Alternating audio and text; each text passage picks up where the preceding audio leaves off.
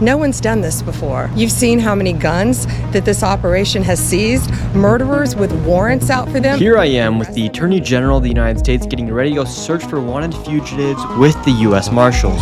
So the fugitive, it looks like they placed him under arrest in front of one of our vehicles over there. Protesters try to shut us down.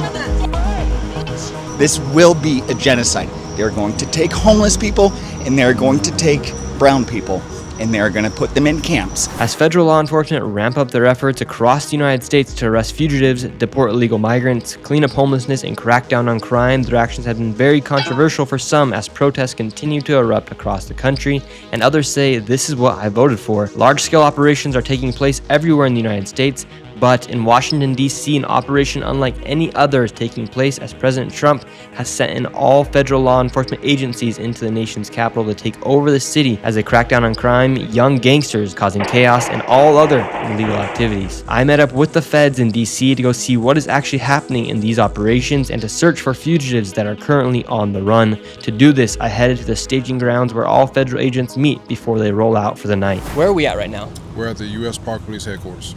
And what goes down here before we go out? So we stage here for our team leader briefing. All of the team leaders for each of our teams get together here, consolidate our teams, come up with our plan for the night, figure out where we're going, who we may be targeting, or what the team mission is, and then we move out as a team to our specific areas. And who have you guys mainly been seeing, or who have you guys been targeting?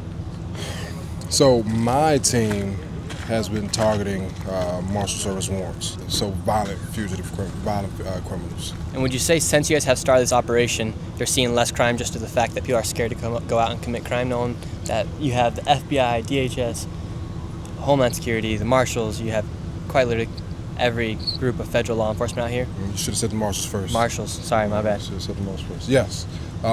Since we've been out here, crime is definitely down. I heard a stat that DC was having 3 to 4 shootings a night. Since we've been out here, it's gone down to about 3 a week. Before we went in search for fugitives, they gathered all of the agencies together and the Attorney General had a few words to say. I saw you giving a speech talking to the people. What were you saying to them before they head out? It's just the most important thing, to be safe. The president has their back. No one will appreciate them more than Donald Trump. And that's why we're all out here to make DC safe and our country safe again. And how essential is what you guys are doing to the DC area right now? It's so important. And they're telling me that so many people are coming up to them on the streets, thanking them, whispering, saying, "Thank you for what you're doing." They even pulled someone over last night and they said, "Hey, thank you for what you're doing. We appreciate you." And that's why we're out there, to make our nation's capital the safest place in the world. No one will care about our law enforcement or our communities more than President Trump. And what's maybe something that would surprise most people about what you guys are doing or what you guys have found so far? I think the most surprising thing is how receptive the residents are. People are so thankful for what all of these great men and women in law enforcement are doing. But also, it's frightening how many guns they've seized. Even today, you heard we had an assault on a police officer. He has a concussion during the middle of the day. He's in the hospital right now. He's going to be okay. But we worry about our men and women in law enforcement. But that's why everyone signs up for this job, to keep others safe. And I mean, I heard stories of people as young as 3 years old who got killed by gun violence here in the streets of DC. Absolutely. But then you also see people complaining about you guys being out here in the streets of DC, and makes people like me wonder, like, why are people angry? No one's done this before. The president wants to make DC the safest country and the cleanest country. And if anyone can do it, that man can do it. And that's why we're out here. We're fighting for this country, and we're fighting for every citizen in America. And shouldn't the nation's capital be the safest place in the country, or at least one of them? The nation's capital should be the most beautiful place, the safest place. People should feel safe to walk down the streets, and so many residents should feel safe to take their kids to school, to go to the parks, and that hasn't been happening. You've seen how many guns that this operation has seized, murderers with warrants out for them, and when they arrest them, they have a gun on them. That should terrify everyone. But we're going to make America safe. We're going to make DC safe. So right here you have the command vehicles of the Marshals, you have the FBI, Secret Service, and then Park Police as well. Everyone right here is getting into their groups, and then from here they're gonna head out. I was assigned to go out with the marshals, so I met up with the chief and he showed me around before we headed out. U.S. Marshals Mobile Command Vehicle, we have multiple of these for the agency. We deploy them to various parts of the country during incidents or events. So we'll give you a tour. Come on in. Is this where you get the orders or commands, or what happens in here? So this is where we kind of run our operations, or personnel from our agency can come in and work, have a safe and secure place to do what they need to do. I feel like I'm in in a movie where everything's going on, and this is like the command center where they're sending out everything. It is, and it gives a good spot if the folks on the ground just need to come in and get a dose of air conditioning for a minute because they're kind of overheated. It gives them a place to come to. If you don't know what a marshals do, they're actually one of the most important, and they actually cover more than just like somebody like the FBI who's over investigations, the DA who's over drugs.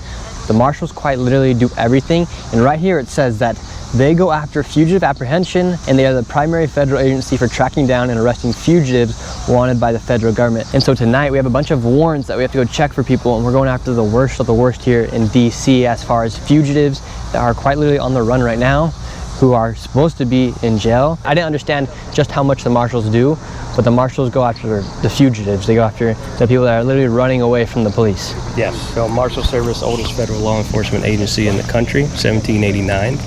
We are responsible for a gamut of responsibilities. And so tonight we're going to look for some fugitives. We Correct. have warrants, and we're going. Correct. We have a team right here to the back side of me. They're over there actively working up a couple cases. Warrants, we refer to them as cases. Warrants that they're working up to see what kind of intel that they can drive down to so we can actually go out and make an arrest. So we're not just scouring the streets looking for anybody that looks suspicious. We're quite literally targeting a fugitive. That is correct. Yes, we have that team is working up multiple warrants that are either coming out of district court, superior court on the federal side, or from Metropolitan Police Department, or some of the surrounding counties outside the District of Columbia, where we believe the fugitives are hiding inside DC. What kind of intelligence do you guys use to try and track these people down? Are you guys using cameras or street cameras to try and figure out where these people are at? Using radars? Or what do you guys do to be able to figure out where these people are hiding at? Can't tell you all of our secrets, but we have multiple investigative programs that we have access to. We use our state and local and federal partner agencies' databases to generate intelligence. We have our own intelligence because, believe it or not, fugitives are rearrested multiple times over their career, if you want to put it that way. And the gangs here inside the United States, do they have any intelligence as far as like how they run their operations, or is it pretty much just like bros coming together and just causing havoc? They are very organized. A lot of people don't believe it. It's just like, it's not as described. They just don't come together, a couple bros coming together. It's much more than that. It's very organized. There's hierarchies. Before we head out, because we're quite literally looking for fugitives, they're saying I gotta put a vest on. You ever been shot at? Yes. So far this week, they've taken a couple dozen guns off the streets, so we gotta put the vest on. Hopefully we don't get shot at. And we're gonna go arrest some people. So far they've arrested a couple hundred people. And there's some active fugitives walking around DC right now. And Chief, who are you? Chief Inspector for the U.S. Marshals over our Regional Fugitive Task Force program. So you're kind of a big deal in the Marshals. I wouldn't say that. You wouldn't say it, but others would. I wouldn't say that at all. So Chief's staying humble, but Chief's a big deal right here. We're gonna be riding along with him tonight. We're all strapped in now. Now we're gonna go look for some fugitives. Let's see if it's all talk about they're saying people are angry at the feds being in here. Let's go see if it's all talk or if there's some action to it. We're gonna get into it. You're riding tonight with an enforcement team that's gonna be focused on investigating and apprehending wanted fugitives, either from DC Super Court, DC District Court, or Metropolitan Police Department, or any collateral lead that we may have coming in from another office that the Marshal Service has around the country. And how many people are we rolling with? Tonight, we have a team of 10.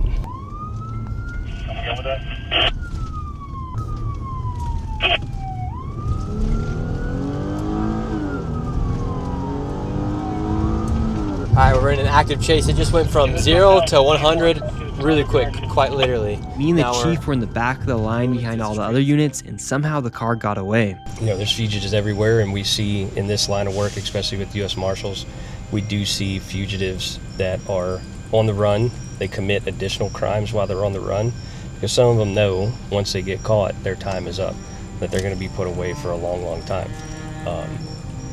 So some of these fugitives could have done something so bad they know that if they do get caught, then they're done. So they might as well go commit other crimes and just keep going because they're already on the run. We see that every day.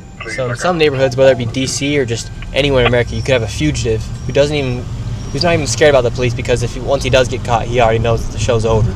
Yes, Those are the most dangerous people. they are. They are the most dangerous. You know, fugitive work is some of the most violent work that a law enforcement officer can be a part of. I never really thought about that, how a fugitive, they really have nothing to lose, so they might as well go commit whatever crime they want after they know they're going to be locked up behind bars the rest of their life. Absolutely. They, they are either actively hiding, they're actively committing other crimes. We've had a number of fugitives over my career, quite honestly, that when they have been caught, they've been put away for life. What is something someone would have to do outside of murder that would put them behind bars for life? Major narcotics violations, sex crimes, things of that nature. If it gets to the point where it's completely out of control, especially on a lot of these transnational organizations that we work, cartels, things of that nature. Are the cartels becoming more and more prevalent as the border crisis was so bad the past 4 years? Like, is their activity ramping up in the United States? I wouldn't be able to speak to that, but I can tell you with President Trump's direction on the border, you can see the data that's come across. There have been no border crossings. That is absolutely going to help the war on drugs and DEA and Border Patrol down there in HSI. They're actively always looking at that and proactively investigating those types of crimes. I can't imagine that the cartels are going to be happy at all with what's going on down the border, the way we've shut it down. So kudos to President Trump on that. Anthony, it looks like we have everybody here. Well, somebody's getting out. Stand by. Looks like we just got intelligence on one of our actively wanted fugitives. It's a Metropolitan Police Department case. The team has been working it for multiple days. Looks like it's over in the 4th District. So we're gonna go over there, see if we can make an arrest. Hey, keep your sirens on.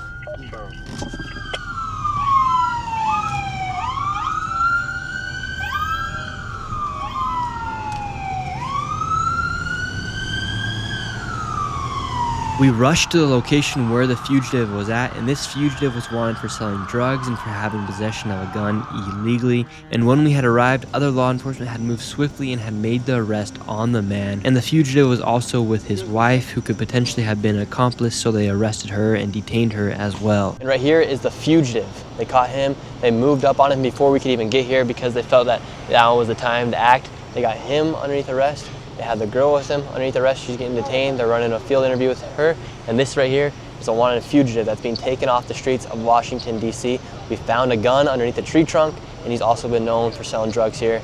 And after all that information, everyone was able to act. You have the whole entire, you got everybody here. You got Metropolitan Police, HSI, FBI, DEA. You have everybody here right now, all for this wanted fugitive right here. So I mean, just like that, you guys just got a fugitive off the streets. Absolutely. And you think this guy would have been? And we've been looking for this guy for about 2 days. So after a few days of looking for this fugitive, they caught him, and he was known for selling drugs in this area. And when they found him, they then searched around some of the area and found that he illegally possessed a gun as well, and he was hiding it underneath a tree trunk. I've never seen anything like that before. They had the gun just hidden right underneath that tree trunk. These are some of the dangers that law enforcement, not only in DC but across the country, are facing every day. We're just in a neighborhood right here. There's just apartment complexes, and there's a gun underneath that tree trunk right there. Yep. And then the last couple of days, coordinated efforts across all these agencies coming together. We've gotten dozens of guns so far. And you're thinking that there's a guy and he has a gun underneath the tree, and you have people living in apartments right there.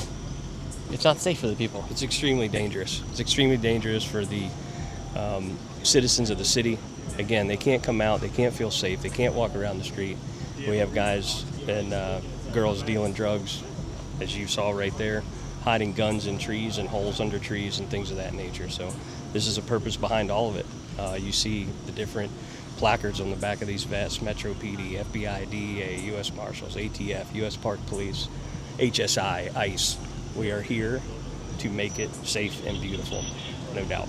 Right now, they caught the man who's known for having drugs and guns here inside the area. He's with a female could potentially be his accomplice. They do not know exactly whether or not she is guilty or innocent, so they're running what's called a field interview, getting all of her information, going to put her in, figure out if there's anything where she needs to be arrested for, and then they're just making sure they're going through all the procedures. So they do everything right here. And this lady's she's handcuffed right now, and then she'll be either taken or she'll be free. As they arrested a wanted fugitive who sells drugs and also was possessing a gun illegally, a group of protesters began to form. Do we feel good about ourselves? Yeah, we feel great actually. Why do you think it's pathetic? They just arrested a guy who had a gun underneath the tree trunk. Why is it pathetic? Because it's pathetic. That they found a guy who had a gun underneath the tree trunk. Pathetic, you're, okay, you can justify anything. You backfill your beliefs constantly. You're targeting all the unhoused in the city. Get the fucking microphone out of my face. You get out of my face. You're going to act like that.